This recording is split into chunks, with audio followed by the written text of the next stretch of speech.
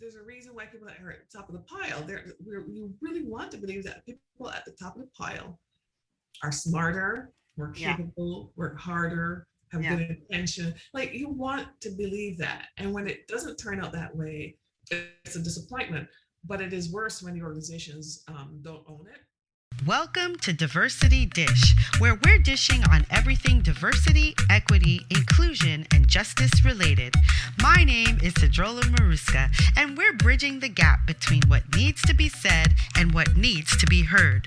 Those individual experiences that are often ignored or simply dismissed. Sometimes I'm dining alone, sometimes I'm dining with friends, and sometimes I'm dining a la carte. No matter how I'm dining, it promises to be delicious. Let's dig in.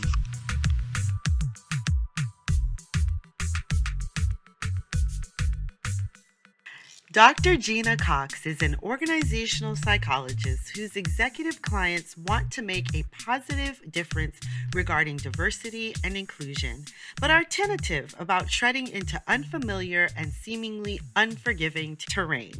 Gena understands why some top level leaders avoid dealing with these emotionally charged issues. Many executives get highly filtered information. As a result, they often do not realize just how challenging day to day work life can be for some of their employees. As a strategic advisor, executive coach, and keynote speaker, Gena guides these executives to feel confident and prepared about these sensitive topics as they are about sales or marketing. Gena has advised leaders regarding organizational culture, employee experience, diversity and inclusion, talent analytics, and leader effectiveness at many high performing companies. She has worked with IBM, Raymond James Financial, Hitachi, Scotiabank, Johnson Controls, MasterCard, American Express, and many more. Gena is also a professional speaker whose keynote speech educates, inspires, and cajoles leaders to enhance the experience of Black women in the workplace. Hello and welcome, Gena, to Diversity Dish. How are you? Sadie, I am delighted to be here. I have been checking out your podcast and I love the way you have it structured, like with the one-on-ones and then the sort of taking the options for taking questions and the clever way that you have labeled your formats. So I am delighted to be here and just to share with you and your wonderful audience and get to know all of you. Thank you so much. That is so kind of you to say. I'm blushing. Oh, so Gena, you are an inclusion and diversity strategist. Is that kind of correct, or can you give me the proper That title? is correct in that that is part of what I do. But, basically, I am an organizational psychologist, which simply means that for many, many years, in my case, 30 plus, I've been studying human behavior at work and thinking about what are the points at which we get the good outcomes, not just productivity and performance, but good employee experience. And then what are the rubs where we get the bad experiences? So that's what I know best, that human experience. And it always has a lot to do with leadership because leaders determine, what kind of experience people have at work. So anyway, inclusion strategist is part of what I do because everything I just described requires leaders to be effective at working with all of their employees. Right.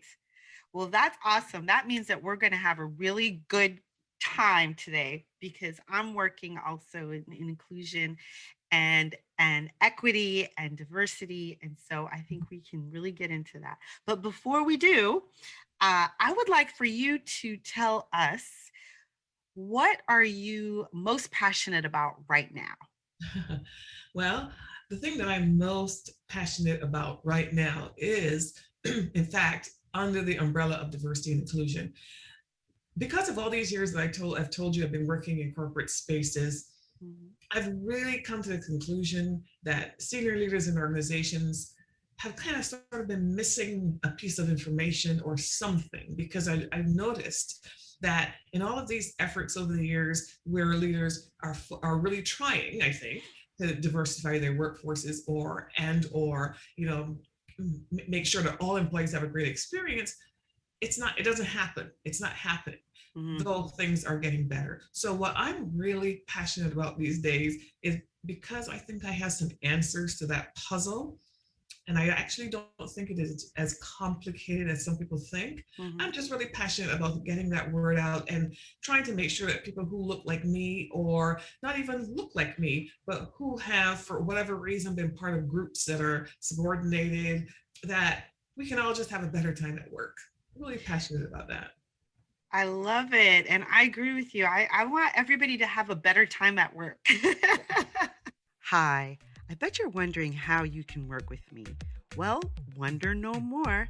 Just go to diversitydish.com and get all the information right there at your fingertips. Whether you need an equity and inclusion consultant, speaker, or a coach to help you discover your social justice sweet spot, I'm here to serve. diversitydish.com. I look forward to meeting you. It's that simple. That's the other thing I say to leaders. Yeah, I want to know about the metrics, and yeah, I want to. It's important. You can't, if you don't have a diverse workforce, you should have a diverse workforce. So that's, yeah, I Yes. hope all of those numbers are great. But what I really want to know is that every employee, when they go home at the end of the day and they talk to their loved ones, they say, maybe they don't even really have to talk that much about work. They can just transition into talking about their personal lives, because the only reason people talk a lot about work when they go home is because there's something about it that has created stress, and they're just trying to find a way to get rid of it. That's right. I want people to just have that balance, to not have this be a trailing problem that they take with them everywhere they go. Right. I totally agree. And it's true. If you think about it, it's like, oh my gosh, today was so hard. Or do you know what such and such said today? As in the people who are often doling out the microaggressions or things like that. And so it's like, when we can get to a place where that's not the conversation we're having, where it's just kind of like, oh, well, what's for dinner tonight? And we're just moving on. Exactly. And then wake up the next day full of optimism. Yes. The next day is just going to be a great day. Yes. Right. So that's definitely what we want. We want people to be having a good time at work. And in your experience, when you're 30 years of experience, what do you be? I know that you say that, it's the leadership tends to be kind of oblivious to how this works. What is the main thing that you find that they are that they're apprehensive about? What is it that really makes them feel like this is a big thing? Obviously, there's not a simple answer to that question, but Right. let me tell you this story. I once worked in an organization where I was on the road for a breakfast, and the leader of the organization just happened to also be part of this meeting. And I said, as I was making small talk, I said, "You have a beautiful family." And that person reacted by pushing their chair back and going, "How do you know my family?"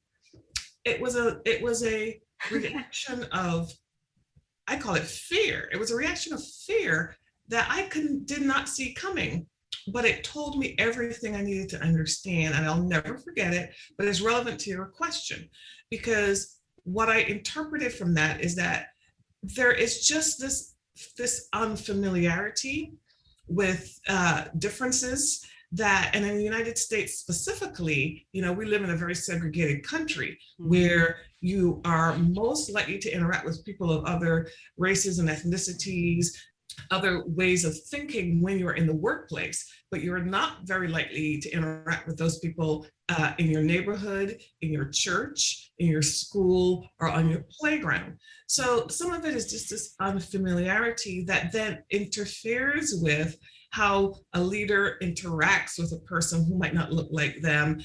And to be honest, I don't even really like to talk about bias, because what I think is that when people are unfamiliar with something, they just take the easy path, and they just kind of gravitate to the familiar, the known, and then they gravitate away from the unfamiliar, the dissimilar, and the unknown. So the simple answer is fear and unfamiliarity get in the way.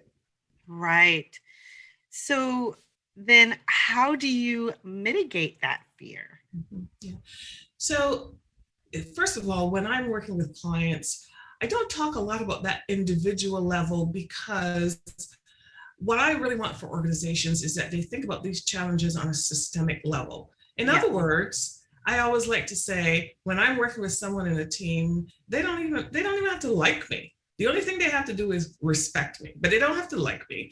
And they don't have to want to spend time with me or whatever, but we just need to be able to work well enough to get this job done. And at the end of the day, say, we got the job done. So, and managers and CEOs and C-suite leaders cannot go around and fix every dyad of relationships, making sure that Gina and Sadie get along and Sadie and Tom. So Right. what organizational leaders and what I focus on is the systemic changes that leaders can make that can make things better overall. Right. And, when we're talking about diversity and inclusion, the diversity piece is all about representation and numbers and mobility rates and that sort of thing. Mhm. But when we get into talking about how do we make things better at the experience level, that falls into the inclusion bucket because the Correct. inclusion bucket is all about, well, what does it feel to work like to work here every day in this team, with this manager, in this organization? Mhm. And in that regard, one of the things I've done for many, many years, Sadie, is I have helped organizations use employee surveys to measure the experience of employees.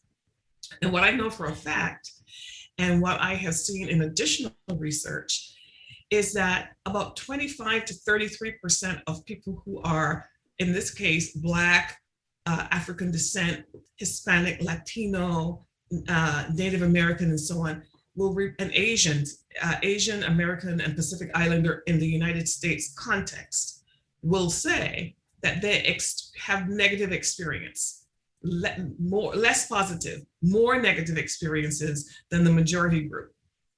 This is a consistent pattern. So what I already know is that organizations need to understand that experience, and I try to help them figure out how to understand it. I mentioned employee surveys. Obviously, there are things like focus groups. There's using AI to look at data where it is sort of after the fact, but interpreting the patterns that you see. There is organizational network analysis, which is a method to say that what we recognize is that people from disadvantaged groups, subordinated groups, tend to not have all of the social networks that other groups have. Mhm. And sometimes that is intentionally set up that way. So they don't necessarily get the same flow of information and the benefit of the relationships and the mentoring and the sponsorship. So when you ask me, how do I help at the organizational level, those are things I'm interested in. I'm also interested in having senior leaders, whole managers, and other leaders accountable for their behavior. So when a person who says, this is a challenge I have encountered, they ought to know how they can get help for that challenge. And if the challenge is coming from your manager, what do you do? What do you do? What do you do? The reality is that most of us, and I say us because I've been in this situation and I have made the decision, I wait until I find the next opportunity. And you're out of there. Because what am I going to do? Fight the system? Right. But when I leave, not only do I take my talents and capabilities and training and everything that hopefully I got, Mhm. but I leave with that bitter taste in my mouth. I might not talk about it, Mhm. but I would like that if anything does happen, that I know where I could go to get support, encouragement, and resolution. I know, and protection. Yes. Because our biggest fear is if I actually say what I'm experiencing, the next thing that happens is I start getting ostracized and ignored. I don't think obviously in some cases people might actually get fired, but I don't think that's the way it happens. I think the way that the reaction that comes at you is at first subtle because the person doesn't want the rest of the organization to know they're retaliating. So it's a very subtle exclusion, not sharing of information, not including in the inner circle, not giving the raise, not giving the promotion. And a person who's in that situation can see what's happening because obviously it's affecting you. But typically that happens in a level where other people around it might not even notice that Right. it's happening until a certain point is reached. So I guess that's a long answer, but I would like managers to be held accountable for, or I want senior leaders to establish an expectation that all employees will be treated well. I think it's that simple. And Right. that if you are a manager who doesn't do that, then there's some consequence for you, negative R- consequence. Right. Right. Right. Yeah, that I say that all the time, in my work and when I'm talking to people about my work, I Mhm. say that first of all, it's so important that the leadership is on board. If the leadership is not on board, what do they say? You're mopping a dirt floor, right? Exactly. Like you're never gonna get it clean. It's never gonna happen. Mhm. And then secondly is people have to know who the people are that they can go to and advocate for themselves when something happens. So if you're not in the inner circle, if you don't get the opportunity to create these relationships, and then something happens and you know that your manager may be part of it, then you're just kind of in the wind. You're just Mhm. out there. Yeah. And and people are like, well, why won't they say anything? Mhm. Because there's no safe space to say anything. There has to be some safety and some belief that the company will be behind you, that someone will be behind you. And if you have no belief in that, then why put yourself out there, right? Right. So Sadie, that is the reason why, as I do this work, the other thing that I'm doing more of than ever before is helping all people, but obviously particularly those who stand to benefit the most from it, which would be those who haven't had the advantages. Reminding everyone that when you think about your career, even though your primary career might be in corporate, because most of us, including me, have spent most of our time as employees of an organization, you always have to have a side hustle. And by Okay. and by side hustle, I don't necessarily mean that you're selling, fruit at the farmer's market or anything that literal, not necessarily. But you also need to have a side hustle for your career. So as you are preparing, you're going to do the best that you can for this job. You're going to work hard because we know that the one thing we have been taught is, and that we know is, you better do it well because people are always looking for an excuse. So we work hard. Exactly. We're going to do that. We're going to keep our head down and work hard, which isn't necessarily a good thing for us, by the way, in the long Right. run. We can talk about that another time. But we know that we're just going to get this job done and then go home. But what I also want people to do is to have a side hustle for your career. And a side hustle for your career means that every day that you are as you're developing your skills, you are sort of taking note about what you're learning. And you are thinking about, well, how could this thing that I'm learning here be used outside of this organization? Mhm. You're constantly thinking about, well, what if I did not have this job? How else can I present myself to the world if something should fall apart? So let me give Mhm. you some specific examples about what I'm referring to. Mhm. So the first thing is, I think everybody should have a personal board of directors. And a personal board of directors could include some of the people with whom you work, but it should not be 100% of people from your employer. So it can be friends, it can be relatives, it can be somebody you met at church. I don't care. Anybody can be on that board of directors, but you want to be as thoughtful about that as you would be if you were setting up a business. So you would say, you know what, I'm not, first of all, identify the things that you don't think are your strengths or that people have told you you could improve upon. Maybe there are three things about communication, building relationships, and whatever, right? Take those three things and say, I'm going to find somebody who's really good at each of these things. I'm going to target that person. I'm going to reach out to them after I, get to learn a little bit about them. I'm going to say, I'm not going to say, will you be my mentor or will you be on my board of directors? People don't like that because it sounds like a lot of work. It does. You're going to come up with a specific kind of question, a specific question you want to ask that person. And you're going to say to this person, let's say that person is Sadie, you can send a note, or however you do it. You say, Sadie, I've been noticing you, and I noticed that you're really good at X. That's something that I want to improve on. And I have a question for you. What do you think, or how do you think, and you're going to have that question. One, just going to ask the question. Sadie will not hesitate to give you some feedback. And you can then decide, depending on how Sadie responds, do I ask her 2 questions or 3? Is she going to make the space? Do I just take what I have and can I tell she's not interested? Mm-hmm. Well, or does it feel like Sadie is like perking up and saying something that lets me know she wants to help me? And then, of course, you can decide, well, would you mind if I contacted you again in 2 weeks? The point I'm making here is that by doing this, what I'm really saying is take control of your own career. Do not 100% depend on the whims of your employer, regardless of who you are and what you look like and where you come from and where your ancestors came from. So as I am talking to corporations, and also, this is what I also say to people who ask me for advice on a career basis, then the other thing I would say is, always, as I'm thinking about this side hustle, for your career, always, of course, have your resume up to date. That's a pretty obvious thing that you have heard before. But I actually kind of go a little step further than that. And I say, kind of document the things that you are doing and accomplishing in your job for your employer. Keep notes about that. These are just notes because when you get to the point where you have to explain to someone how you add value in the current job, you can use this information internally for promotion opportunities and externally. Most people they start blabbering when they're asked, how do you add value in your job? Right. If you have a job where the work that you do is visible, like if you're producing something or creating something, take photographs of that.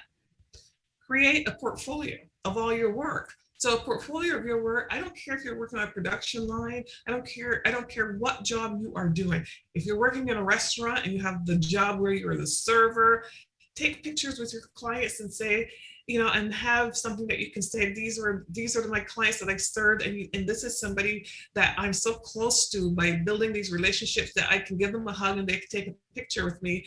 That's evidence of how much care and dedication I put into my job. So I'm not just talking to people who have certain jobs. I'm talking to anybody, and I'm saying you have to be purposeful, because the truth is the world is not set up to do this for you.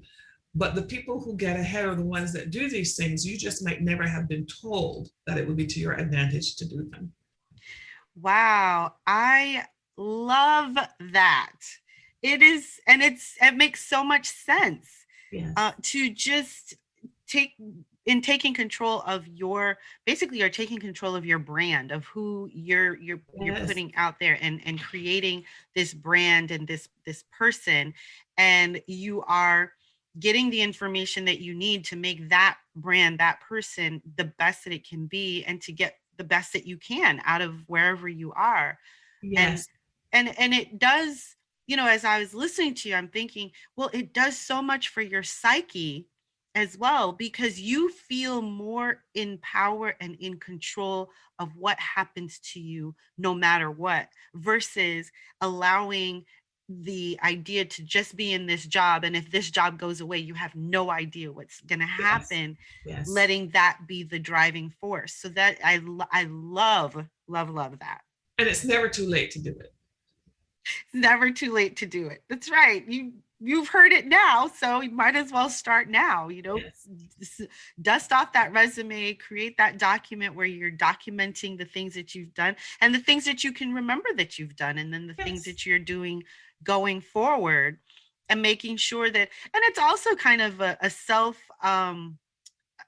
cheerleader, right? It's also kind of giving yourself a little bit of kudos along the way. Oh, absolutely. Look, I remember I did that, right? Absolutely. And of course, as you're doing this kind of work, you can have a simple notebook. You can do it on your computer, however you want to do it. But you're doing this for you. So if you shortchange yourself on this, you're the only person who's going to suffer for it. So right. It's all about you. Of course, as you're doing this, you will probably want to have a page where you start listing some goals. And I don't think you have to worry about the format you write them in. I don't care. They have to be fancy. Just start making some notes, like your fantasy. In fact, These might be things you haven't even told your loved ones, your spouse, your children. In fact, sometimes it's better not to tell people what your dreams are. Yes. Not everybody rises up and says, well, yeah, go for it. Some proportion of people will say, oh, yeah, well, yeah, right. You're never going to. So I'm not big on telling everybody what my dreams are. But that's something else that you ought to be doing for yourself. Again, I don't care what job you have today. I don't care what your income is. If you are, time goes by really fast, and there's no worse feeling than having some years go by and going and saying to yourself, where did they go? What happened? Mm-hmm. But you can have some control of that. And we all go through this, by the way. It's not everybody that has this challenge. Mm-hmm. And I'll say, Sadie, I'll say one more thing on this. So I talked about the side hustle. So and I said career side hustle, but let's talk about the business side hustle, because I also think that there's no question that entrepreneurship is a viable alternative to employment, right? To being an employee. But you obviously would do it when it makes sense, because not everybody can step out and do that. Not everyone has the basic things that they need to do that. But if there's one thing I've learned over these years, is that you don't need a lot to start out as an entrepreneur. What you need is, more than anything else, is passion about something. So a few weeks ago, I'm not a big TikTok person, but I decided I ought to check out TikTok. And one Saturday, I sat there for like 10 minutes, might even have been 15, and watched this young man put rubber bands around a watermelon. So have you seen that? I have. My daughter showed it to me. Yeah. Okay, so here's the thing. When I went on TikTok, I was not looking for him. Somehow that popped up, and I was entranced by the whole thing. I was fascinated. At first, I was like, what is he doing? I'm like, okay, now I'm stay to figure out what is he doing. Okay, now I see what is he doing. Okay, what he wants to do is to see how many rubber bands is he going to put on here before the watermelon pops. Okay, well, I want to know that. What's the answer to that question? And I was sucked into the whole thing. Yeah. The reason I am mentioning that guy is, if he can get 15 minutes of my time, and by the way, people started to send him, I guess, the digital money. I'm not even sure exactly how it's not like he was making a living doing that day or anything, but he was creating a need or a want that people didn't have 2 minutes before. I didn't have that want, but I gave him time. If I can give him 15 minutes of time, it's possible I could give him 15 minutes of money. And I'm sure other people were sending him money. My point is that he was so passionate about this. You could see it from the look on his face. You could see he had a whole production, right? He's so excited about it. Yeah. You know what? He's going to be successful. Even if the only thing he's successful in doing is getting us to watch, because if his goal is to build his platform and to get more eyes and get more followers, he's going to be successful. If he then wants to take those followers and then start selling something else, whatever he's going to do, because he is so excited about this watermelon and this rubber band, you have got to find something that you are so excited about doing it, that when other people see you doing it, they don't even have to ask, is it your passion? Right. They just get sucked into your passion with you. Yes, yes. It is. That is incredible. I can definitely see how that works. And it's so true. People, and it's not something that we're told that often, is it? That find something that lights you up and find a way to get that to be what you get to do all the time. Yeah. It's not something, I think that that's a very new concept that is being put out there, because I know growing up, it was always, well, pick a job that's going to get you money, right? Pick a career, and then you can do what you want on the side, but pick a career that's going to make you some money. So even if you hate it, you can hate it the time that you're there and then do something that you love afterwards. And I'm like, no. And you know what? I grew up in that whole model, and I see the value of it, but I don't tell younger people that anymore. I definitely don't tell them that that's the only way. Right. Because you and I both know that in that English model in particular, they kind of stream you into arts and sciences. And by the time you're 13 years old, it's almost like they've decided your fate, right? In the American model, it's a similar kind of thing. I grew up in the Caribbean. So the thing is that that's ridiculous, because what I know as a parent now is that kids at that age don't have a clue what they want. I mean, yeah, they might have some innate strengths, and there are some kids that are lucky. They can use Yes. it to figure it out early on and they run with it. But most people are not like that. Nope. So it's really good news that we've got the technology, that we have access to, for example, your show, where you can decide that you want to do this show. You can end up talking to people from all over the world, theoretically. Right. People from all over the world can hear your show. You are in control of that.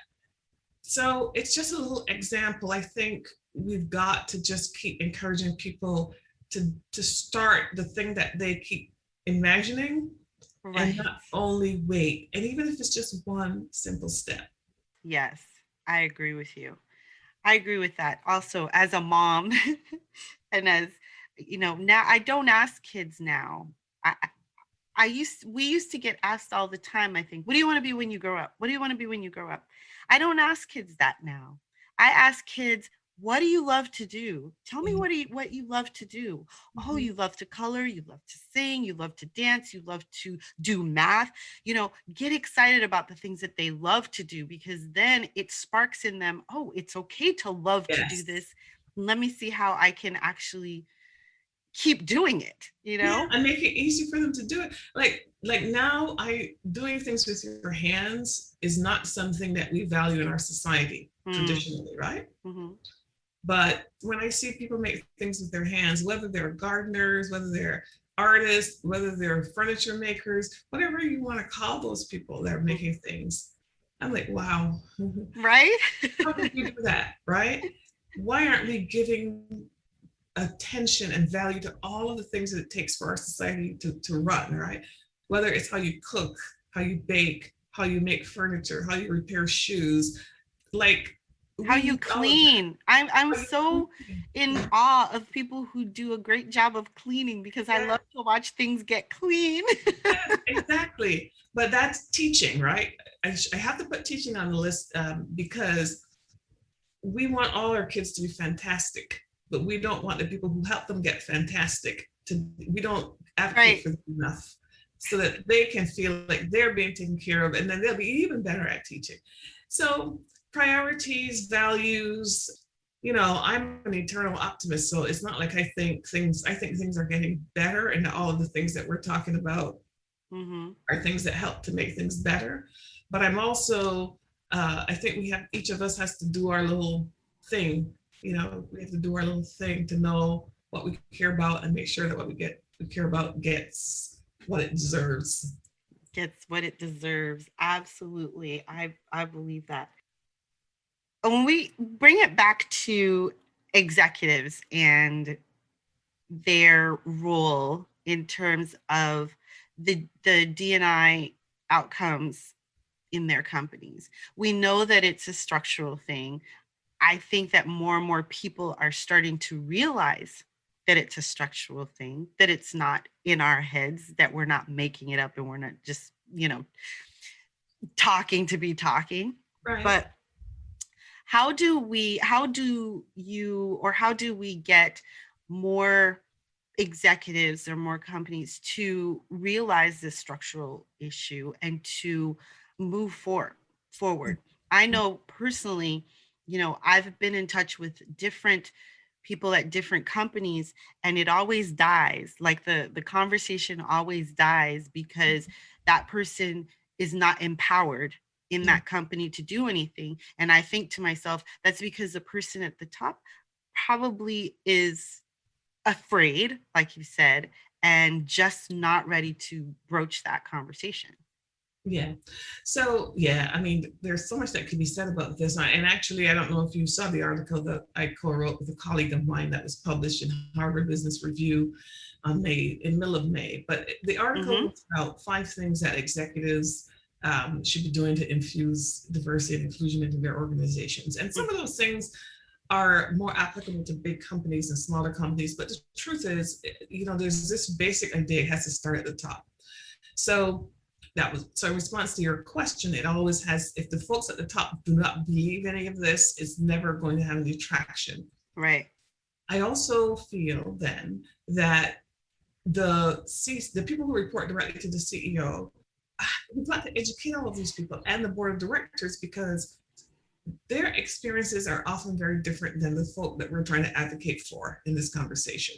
Yes. Like we just said, if you never see a brown person at home, if you never see a brown person on your golf course, if you never see a brown person in your C-suite, you probably, and maybe rightfully so, think everybody is just like you and having the same experiences. And then you come upon, first of all, as I said before, that is a fallacy that many senior leaders hold, which is that the reason they might not understand what you are saying is and the reason they might challenge it is because they don't know what the experience is.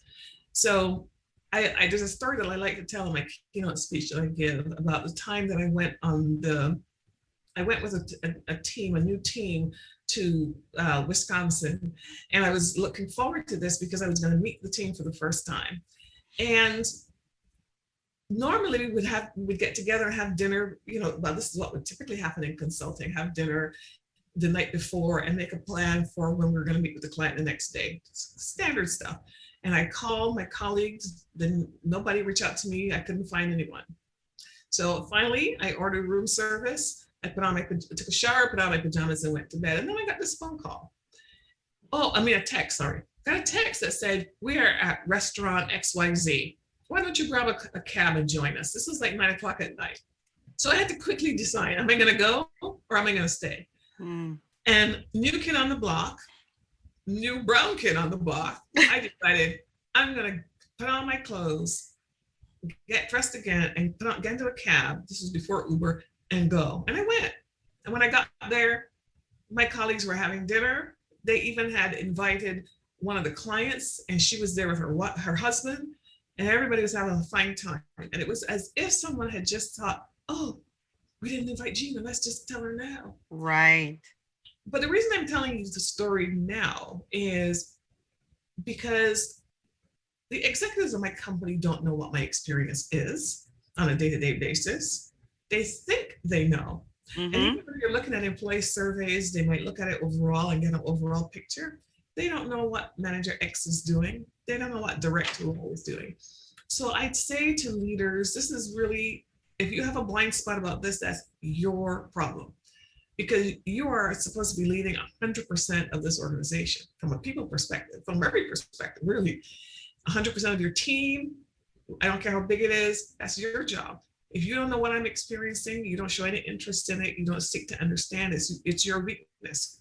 So I say to executives, you've got to teach, set an expectation that your managers will know the people in their teams, they will understand what's good, what's bad, and that they will take responsibility for making things better. Yes, because they are essentially responsible, and people just kind of look at it in that way. It's like, oh well, I find it's really interesting to me because I saw on LinkedIn a little bit after the insurrection in January, the week after, there was a company on LinkedIn that posted something, and they said, our CEO was part of the insurrection in Washington, D.C., but we want to let you know that that has nothing to do with us, and that we do not, support that.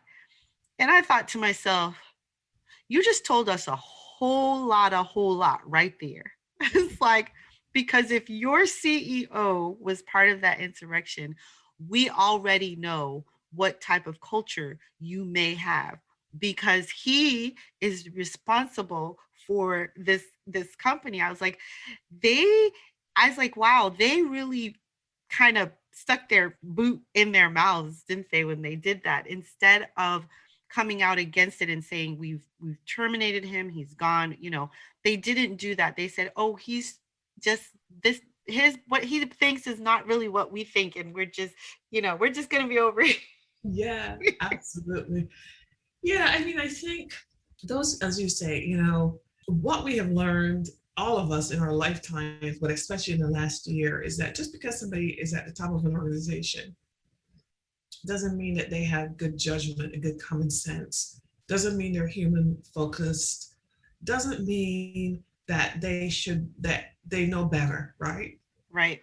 So it's really disappointing when those kinds of things happen, because you really kind of want to believe that there's a reason why people that are at the top of the pile, you really want to believe that people at the top of the pile are smarter, more Yeah. capable, work harder, have Yeah. good intention. Like, you want to believe that. And when it doesn't turn out that way, it's a disappointment. But it is worse when the organizations don't own it. Right. And, you brought up the insurrection, and I certainly don't mind saying that this is one of those things I have really strong opinions about. I wrote about that recently as well in a Medium article, and I said, it's one thing that we don't know what happened in Tulsa, Oklahoma. We don't have the honest history clearly documented in our textbooks. And we know why that is. We know that that was covered up. People's bodies were buried, and it was removed literally from pages of the newspaper. Mm-hmm. There's all of that documented. So we know why we don't, as a country, remember what happened in Tulsa, acknowledge it, own it, blah, blah, blah. Mm-hmm. But in front of my very eyes, you're trying to do the exact thing with something that's happening while I am alive, and seeing it happen on January 6th of 2021, and that will not stand. Right. If we as a society allow that to stand, it will be the equivalent of that company that said, oh, we know we don't agree with the CEO, but he doesn't represent us, but he's still here. Right. If we let that, pretending that that doesn't exist or didn't happen, if we let that stand, it would be the equivalent of our whole society saying, we might even know that it's wrong, but we don't intend to do anything about it. We're going to just try to keep carrying on as usual, as if nothing ever happened. So if we as a society let that stand, we're destroying our society. We would accomplish, for some people, the short-term goal of pushing it under the carpet, and some people might think that's okay, but the scar that it would create is going to be there forever. So as a society, we're at that point. As a society, we have to decide what we believe. Mm-hmm. Yeah, we really do. I was just thinking about, as you were speaking about everything, I think that a lot of what we're talking about is the cost of racism. So a lot of times when I say this is the cost of racism, people think about monetary costs. Mm-hmm. And there is a very huge monetary cost to racism. If you only think about if you take one thing, one of the things that I like to say is that you're not paying someone enough to be able to buy a house, which means that the money that they would get from a mortgage doesn't go into the banking system. So the bank can't even invest in the number of things that they would like to invest. Therefore, some things don't get invested in. I mean, the line just keeps going and going and going. And that is a cost of racism. And then who's to say that the bank even wants to give them that mortgage because of who they are, how they look. And therefore the bank doesn't get that asset, which then diminishes the cost. I mean, the cost is compounded in so many ways, but it's not just a monetary cost. When you talk about, we only see different people when we go to work, that is a cost of racism. Of course. Right? Not being able to, having fear of the other because we don't live with them, we don't understand them, we don't care to understand them, we don't need to. We don't need to. So that fear is a cost of racism. That inability to relate is a cost of racism. That inability to be social with all types of people without putting your boot in your mouth, that is a cost of racism. And it used to really blow my mind that people couldn't understand this. But the more I do this, the more I realize people cannot see what is not in their periphery to see, right? For us, we have a different lived experience. So there are certain things that we see because we've lived that experience.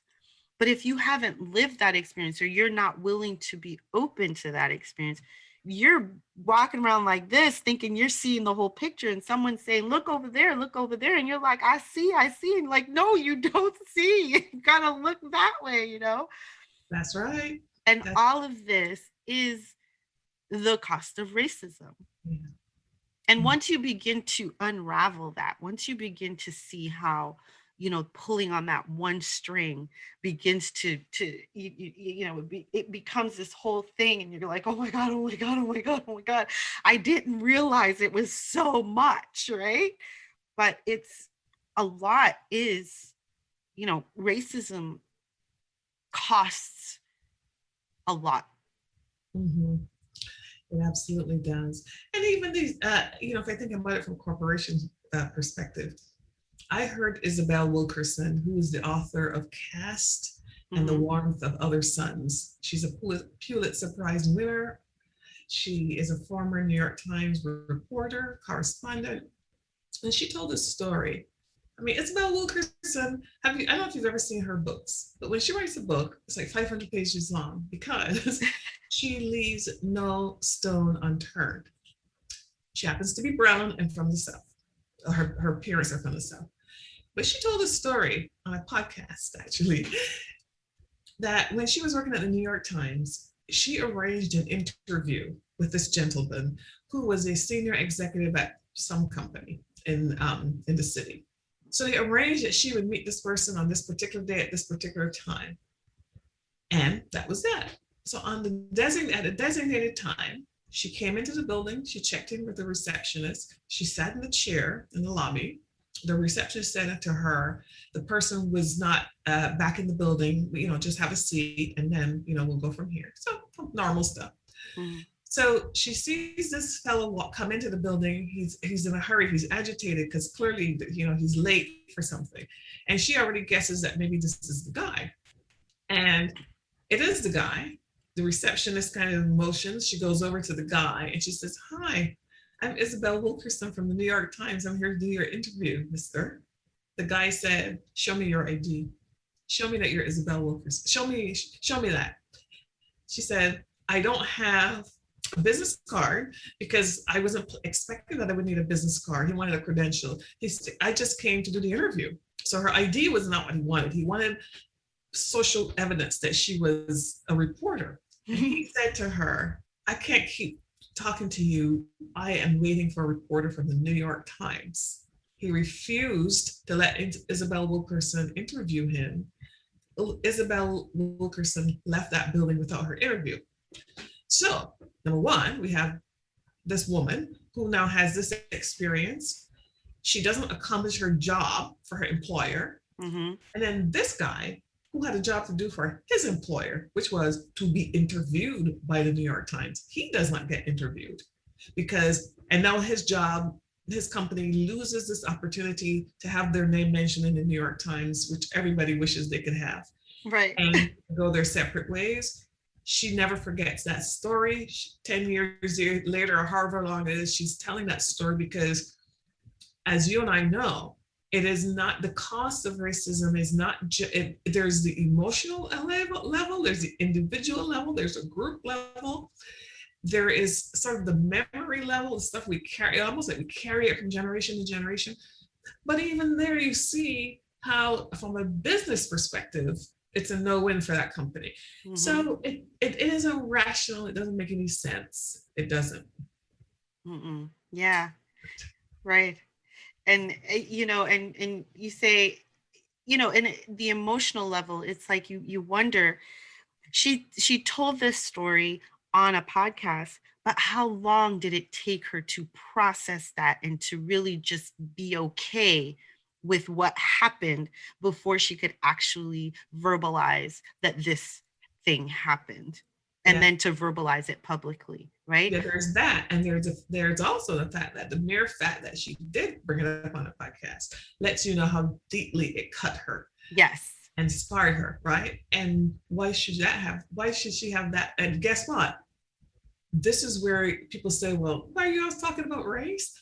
I guarantee you, had she been a white guy or a white woman that showed up, those questions would have never been asked of There would her. have never been a, can I see your ID? There Yeah, would have been, and which, you know, again, so we think about this again, the imposter, if an imposter wanted to do that, the best imposter would have been a white male to go and say, I'm the New York Times reporter, right?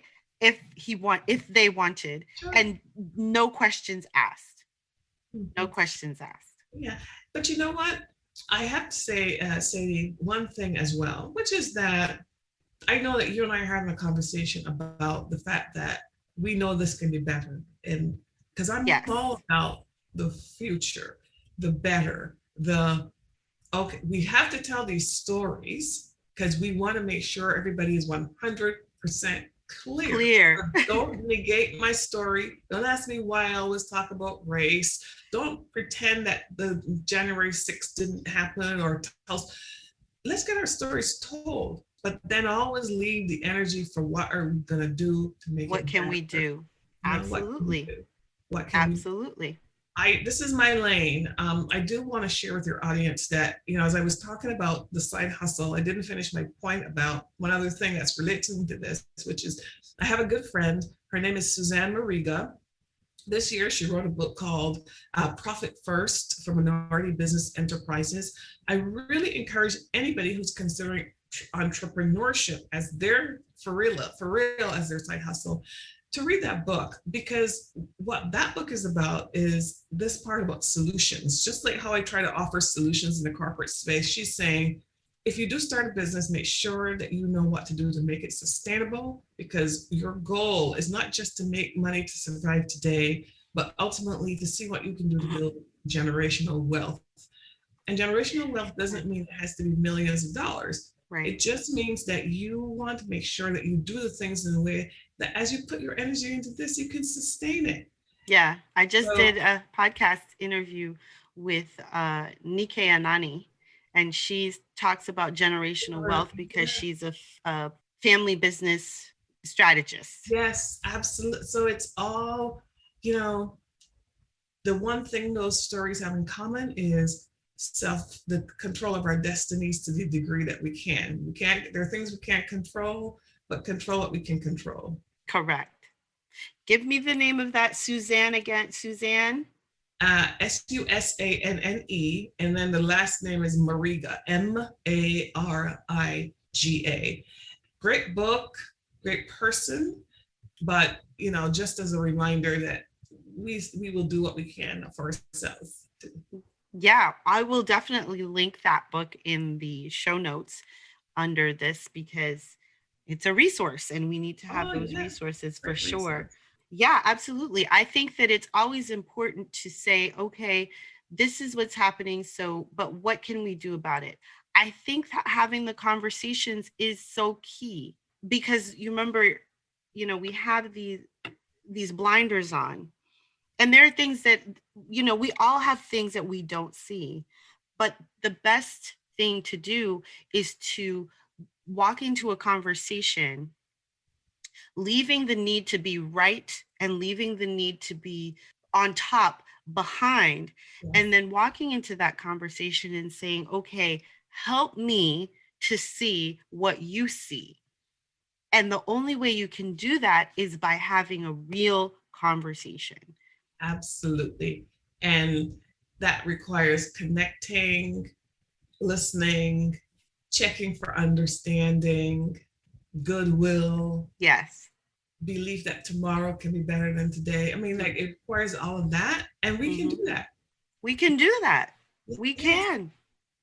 We can. We just have to, we all have to walk in with the willingness to do that. Yes. Mhm. Right. I had a number of interviews from 11 a.m. to 5 p.m., half an hour, half an hour, half an hour. You can imagine how many people I had to talk to. But every time someone walked into the room, I also had to be willing to listen, actively and to engage with what that person was saying, Absolutely. and incorporate what that person is saying into the notes that I'm writing. And it can be exhausting. Like that, I was so tired after that. I was exhausted, but it's also invigorating, because if you can walk out of a conversation and say, "Oh my gosh, I learned something new. I learned so much, and I really feel empowered or connected, or whatever it is, alive," it was worth the time that you put into it. Yeah.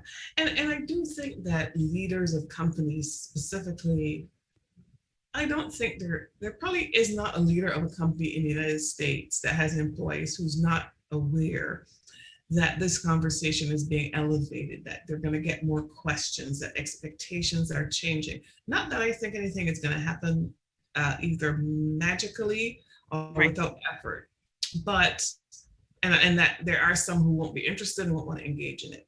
But I think most of the people that I am meeting want to do something. Now, some of them want it to happen yesterday, which doesn't work, but I Right. do think they want to have something be better. They're not necessarily sure what they have to give up to get it, or if they have to give up something, or if the thing they have to give up is too great.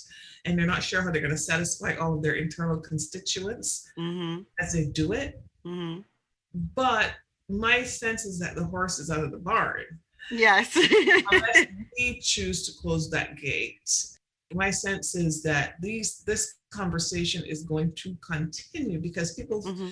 well, two things. Individuals feel more empowered. And then because unfortunately of the pandemic and what is happening with people, it's as if people have in general have awakened and said, wait a minute, I don't have to live like this. I don't have to live like this in terms of how I'm treated at work. I don't have to live like this in terms of Right. riding on a train for 2 hours to get to my job. Like whatever people's that human urge is to like say, we know better. I think that's going to help too. And then the third thing that's going to help is we have this younger generation. This younger generation is not like me. They don't say, okay, we'll wait tomorrow. Mm-mm. They haven't been socialized that way. I No. think that we were socialized in a way that Yeah. we were coming off of the civil rights Mhm. era, and it was like, "Oh, great. Look, all these things got signed into law. Now we're going to act right." Yes. Right? Now we're going to fit into boxes that don't fit us. We're going to make ourselves fit. We're going to do what we need to do in order to not rock the boat and just, be happy with that. And I think that this generation is far enough removed from that.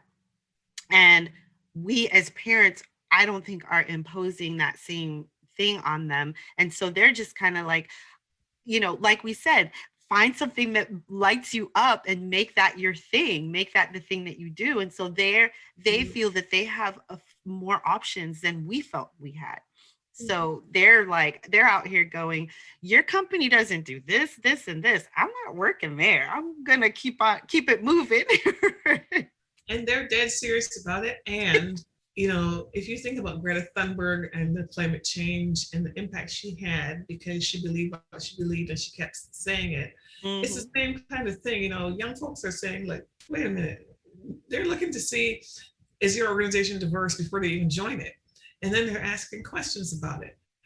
I actually had a conversation with a young man a few weeks ago that I mentor, and it was, okay, this recruiter has been talking to me. I just feel like she's just looking for a brown person. I'm going to start asking questions to better understand, do they really want me or do they just want a brown person? Mm. Because that's going to and he did that. He didn't just say, okay, I'm so happy and honored you're offering me a job. That is new. That's new. Yes, Yeah. that is new stuff. That's Yeah. new. Yeah. Because I'm sure, because I can't think of a time that I was thinking that actively and saying, I don't want that to be the No, case. I, I, yeah. We probably knew, and we would certainly notice. But now you would decide, what am I going to do? Every place is like this, so if this is it, well, I might as well take it. Right. Exactly. Yeah, I'm yeah. so excited for this next generation, this generation of we're gonna shake things up. We're gonna do it. We're gonna make things different. We're gonna do things differently because we can and because we have this access. They have access to information like we never had before, and overhead to start anything is very low depending on what it is that you want to start, because if you have a computer and a phone, you don't even need a microphone. You need a headset and you're good. That's right. Right? So they're gonna do things a little differently, and that's exciting. But we definitely want to make sure that companies, everyone's got to move with the times, and that's the thing. I had a podcast interview with someone, and she says, sometimes you walk into a company and you feel like you walked into the 1950s. I'm Yeah. like, Oh yeah. it's yeah. Oh yeah. Man, I tell you, I worked with a client a few years back that I said I will never. I worked with this client, and from early on, I suspected. So this is when I was an employee of a company several years ago. I suspected almost from the first day I met this client remotely that the way that they were relating to me made me feel like they're not comfortable with me, right? Okay. Mm-hmm. But that's fine. That's nothing new. I can deal with this. So then your day goes by, you do your thing. And then finally we get to the point where I was going to have to go to the company's headquarters to make a presentation to the seniors team. And at first I didn't realize it, but the people I was dealing with to get ready for this, they started like nitpicking everything that I was doing. Whatever, everybody has their way. Eventually, though, I figured out they did not want me to come to their headquarters to do this presentation. Mm-hmm. And so it got to such a head that the client did an end run around me and went to somebody else in my company to complain about me. And they and basically, I mean, it was fascinating because I wasn't doing anything differently with this client than with any other client. They were getting 150%, but they didn't want me to show up. Ultimately, my boss ended up having to be the one to go to this company and do this work with the executive team. And I remember thinking, oh, well, in a situation like that, perhaps what my organization ought to do is say, we have given you the best person for this job. That's right. And you will, this is what this is what we'll do. And this is what our contract doesn't specify who will do this work for you, but we've given you the best person in this job. But that wasn't how it got handled. And frankly, at that point, I didn't want to go to that client. Mm-hmm. But that whole ridiculous gamesmanship and all the things that, that we sort of set up in the world, we've got to constantly push against that because it's wrong. It's not just wrong because it's Gena. Right. It's wrong. And we know the difference. Right. And I say, that's something I say to people all the time. It's like, I've been brown all my life. So there are certain things that I'm going to see that you're not going to see. And so, yeah, we can tell. And, I can walk into a room, and sometimes it's the people that you don't want to engage with is so palpable simply by walking into the room. And it's like, well, how do you know? Maybe you're wrong. No, please believe me when I tell you. Absolutely. Just believe me when I tell you, because my experience is that I have been brown all my life, and I've been in majority white spaces a lot of that time. Therefore, if I tell you that that person is putting off a certain air, trust me. Yeah. But those are intangibles that are really hard to show. So you can't. That's the thing. You can't spend it. You can't explain that all the time. No, you can't. Always show it. So you just have to do what you have to do, and that's what you do. I know, and that's what I do. That's right. But it is a tax. It is. It is a tax. But I do have to say this because I believe it, which is that on a personal level, I'm like the most blessed person, in the sense that, what I worry about are those people who didn't finish their high school education, never mind college, those people who are doing these most essential jobs. Yes. I'm having a conversation about, can I working from home versus going to the office? And I'm like, and people are like, okay, where's my next meal coming from? And yeah. Right now we have this housing crisis that is about to really become much more of a problem than it already is. In the big scheme of things, each of us, should always be looking to see, how do we help the person who has less than we do. Like us, even having this conversation, I consider us the lucky ones. We have so Yeah. much time for us. We know that. We don't forget it. Mm-hmm. But I just this year have really been thinking about people who really, yeah, the COVID Yeah. Yeah. has got some people with their entire lives turned upside down. Yeah. Yeah. I think about that too. And so what you're talking about right now is acknowledging, understanding the privilege that you hold, because simply because I am a Black woman does not mean that I do not hold certain privileges. I Absolutely. do have certain privileges. Mhm. So acknowledging and understanding the privilege that you hold, and then spending that privilege on someone who could use it, Oh, right? absolutely. And so making sure that you can, if you can, make someone's voice heard, say someone's name in a room where they may never be able to get into because That's right. of the things that you've mentioned, and so much more. That if you can get into the room, say their name, because someone else hopefully is saying your name, right, Absolutely. in Absolutely. another room where you're not going to be. Yes. So Yes. spending that privilege wisely on so that we can you know so that the rising tide can raise all the ships. Absolutely. Absolutely. Yeah. Yeah. you know This is big stuff. yeah, yeah. So is there anything you would like to bring to the forefront that we have not talked about in I this think conversation? I think I've covered a lot of ground. The only other thing I would say on the corporate level is that, we talked about employee experience is a key measure. I want to know what the experiences of employees. And then and the career mobility is another key measure for organizations to use as an outcome to understand if they're making progress. Because it's one thing to hire people. It's bad enough that people might not get hired at the same rate, but then once you bring people from underrepresented groups into your organization, you got to make sure they're getting career development and coaching from their managers and not being ignored. They get promotions and transfers and special Right. contracts and access to all of the things that are the currency that makes it possible for a person to be their very, very best in that role. So I didn't want to forget that, because people are always saying, well, what to do, what to do, what to do, Right. what to do. If you take a strategic perspective, there's a lot that leaders and organizations can do that will make a significant difference. Yeah, I agree. I agree. Well, thank you so much.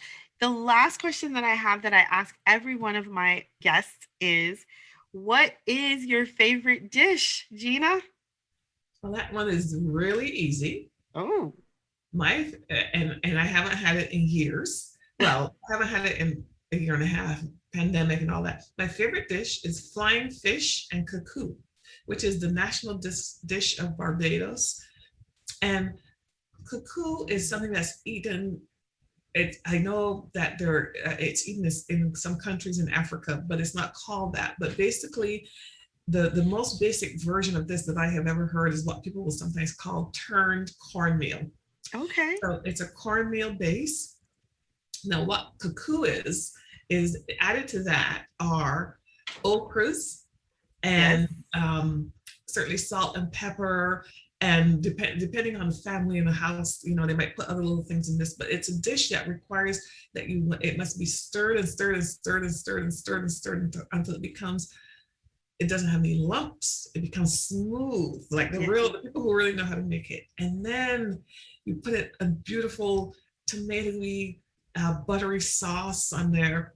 And on the side of it, you put some fried flying fish. Oh, And now, flying fish, most people know, has seen a flying fish in a picture or even up close, and they're mm-hmm. small fish. But in the Caribbean, in this part of the Caribbean, Barbados, Trinidad, these were the fish that people who had money wouldn't have wanted. So again, it's kind of Oh, like the food for more of like the masses. And yeah. when I was a child, you could buy 10 flying fish for $1. I remember that. Now I think you have to get $2 for one flying fish, but nevertheless, but people know how to make it. So it's like, oh, so you have the cuckoo and you have the flying fish, you eat it, and then you're like, in a stupor because you're like, how did I overeat? I didn't even intend to overeat. This stuff is so good. Anyhow, that's my favorite dish. I love it. I've never heard of kukua, but it sounds almost like fufua, except for fufua is potato based. No, but well, it's potato based in the U.S. I'm not sure if it is in Africa, but it sounds almost it sounds very similar, which I'm not surprised because Oh, I started watching High on the Hog on yeah, Netflix, yeah. and when you said the okra, I was like, see the Oh, oh, gumbo. always. And I many years ago I worked on a cruise line. I had a friend who was an executive in the hospitality group that ordered all the food for the cruise ships that went all over the world. And one time he invited me to lunch in Coral Gables, Miami area, because that's where we were headquartered. Uh-huh. And we did this Italian restaurant, and they have a dish that is basically cuckoo minus the okras. It's called, oh my gosh, as soon as I did that, I cannot remember the name of it now. But any Italian who's listening to this show or watching it will Yeah, know that there's that dish. It's the cornmeal. It's a little drier the way that you make it, but when I have it, it's it's the same. basically the same thing. Wow. That's the vein that connects us, that Yes, we know that we're all connected and that we're all from the same place. It's that's just, right. yeah, because in the High on the Hog they said that the okra is native to Africa. It's not here, but they brought it Yes, here because they were bringing the people that they were subsequently to enslave here, and they yes. had to eat something. Yeah, and actually, the interesting thing about that is the places where I've gone where they've used okra in their meals have tended to be either places where the majority of the people were of African descent.